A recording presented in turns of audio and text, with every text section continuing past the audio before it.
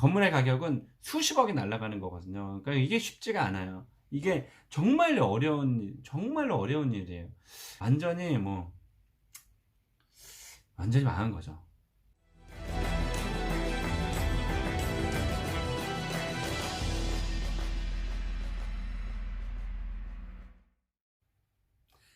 네, 안녕하세요. 이용구입니다. 네. 제 명동상권 영상 아마 보신 분들 계실 텐데요.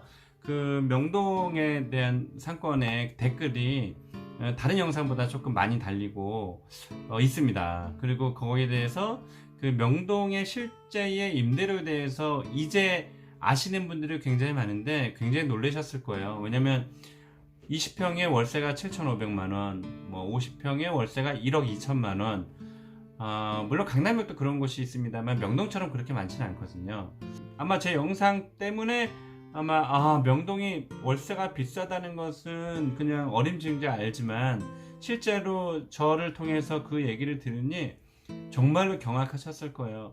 지금 코로나19 때문에 지금 명동은 굉장히 심각합니다. 제가 명동 상권에서 그 얘기까지는 아주 구체적으로 하지는 않았지만 지금 명동은 관광객들이 들어오지 않으면서 굉장히 큰 어려움에 봉착해 있거든요. 왜냐면 제 명동의 그 동영상에서 명동상권 동영상에서 댓글 중에 여러분들께서 내가 그럴 줄 알았다 그런 뉘앙스였고, 아니면 터질 것이 터졌다라는 뉘앙스였고, 명동에 정신을 차려야 된다라는 얘기도 있었고, 그러게 국내 그 관광객이나 아니면 우리나라 사람은 홀대하고 외국 관광객들만 그렇게 좋아하다가 이렇게 됐다 이런 뉘앙스의 댓글들이 있었는데요.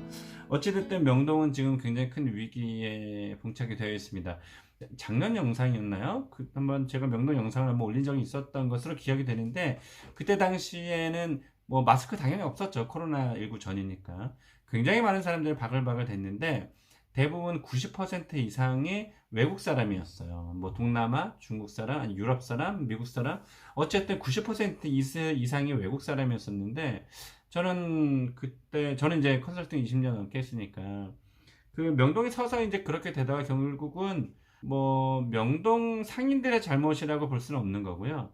일단 트렌드가, 명동은 패션 의류 가게들이 많잖아요. 근데 그 외국 관광객들이 몰리면서 외국 관광객들에게 타겟팅된 그런 상품이나 또 서비스로 점점 변모해 가면서 국내 우리나라 사람들이 이제 좀 빠져나가기 시작했죠. 거기에다가 또 강남이라든지 홍대라든지 이렇게 또 상권들이 커지거나 아니면 신흥 상권들이 생기면서 지금은 완전히 또 망가졌지만 경리단길이라든지 아니면 또 샤로스길, 속리단길, 별의별 상권들이 그 각각의 이름을 가지고 많이 생겼잖아요. 그래서 그 옛날에는 갈 데가 명동, 종로 이런 데밖에 없었기 때문에 이제 그렇게 가던 고객들이 이제 분산이 된 거죠. 여러 가지 그 이유가 복합적으로 작용이 돼서 명동 상권은 결국은 서울의 중심지인데도 불구하고 한국 사람이 가지 않고 외국 관광객들, 중국 사람, 동남아 사람, 어쨌든 이런 관광객들이 가면서 그 한국 사람에게 맞추지 않은 그런 상품과 서비스들 때문에 어쨌든 그렇게 됐다고요. 한국 사람들이 가지 않는다고요. 근데 이번에 이 코로나19가 딱 터지니까 90% 이상의 유동인구를 차지했던 그 명동이 완전히 썰렁해진 거예요. 완전히 썰렁해진 거예요. 그래서 지금 우리 코로나19 이후에 거의 모든 상권들이 온라인을 제외한 거의 모든 상권들이, 힙지로도 마찬가지고요. 과거에 비해서 굉장히 어려움에 처해 있는 게 사실이에요. 사람들이 나오질 않으니까. 비행기는 끊겼고, 또 우리나라 사람들도 외국으로 나가지 않은 것처럼 외국 사람들이 우리나라에 안 들어오니까 그 특수한 그런 명동이라든지 또 삼청동이라든지 인사동이라든지 이런 것들이 완전 직격탄을 맞은 거거든요. 그래서 또 인사동 그래도 우리나라 사람들이 그래도 좀 가니까. 근데 명동은 90% 이상이 외국 사람이기 때문에 완전히 직격탄을 맞았다. 근데 여기서 중요한 거는 지금 이게 명동의 이야기뿐만은 아닙니다. 명동은 더 심하게 타격을 받는다는 거고, 왜냐하면 그 고객층이 분명했기 때문에 그 코로나19에 영향을 받을 수 있는 아주 아주 그냥 직격탄을 맞는 그런 고객군이었기 때문에 어쩔 수가 없는 건데, 그래서 더 심한데, 거기가 제 영상 보시면 아시겠지만 뭐 20평에 뭐 월세 7천만 원, 또 50평에 월세 1억 2천만 원, 사실 이게 말이나 되는 소리입니까? 근데 명동 그렇게 해서라도 버텼나 보죠. 그러니까는 그 임차인들이 있었던 거죠. 근데 서서히 그런 공실들이 좀 생기면서 지금은 공실들이 더 많아졌는데요. 다음 달이나 다다음 달이면 더 많아질 거예요. 이거는 코로나19가 끝나고 외국 관광객들이 우리나라에 들어오지 않는 이상 명동은 기사회생이 안 됩니다. 명동은 외국 사람들이 들어오지 않는 이상 명동은 끝났다고도 볼 수 있어요.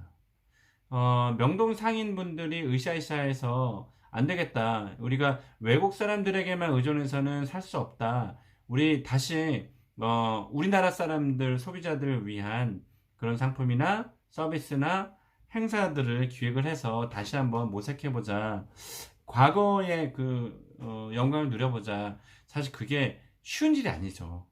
그게 이제 뭐 중구청에서 뭘 도와주고 서울시에서 도와주고 뭐 아니면 또 상인회에서 열심히 해보면 될 수도 있겠지만 그게 또 쉬운 일이 아니란 얘기예요. 그래서 앞으로 그 명동, 그 서울의 중심 명동은 일단은 어쩔 수 없이 임대료가 대폭 떨어져야 된다. 지금 거의 3분의 2 정도 이상은 월세가 깎여야 된다. 근데 이게 어디 쉬운 일이냐고요. 그건 쉽지 않습니다.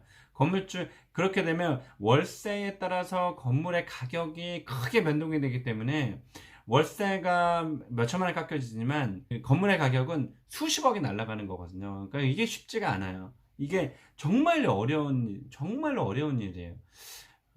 그래서 이게 그 명동뿐만이 아니라 이제 점점 모든 상권에 여러분 지금 가보시면 아시겠지만 지금 큰 상권들은 정말 뭐 금요일 토요일 요때 바짝 아니고서는 평일날은 완전 썰렁해요. 제가 대학로를 갔다 왔는데 대학로도 임대 문의가 계속 늘어나고 있어요.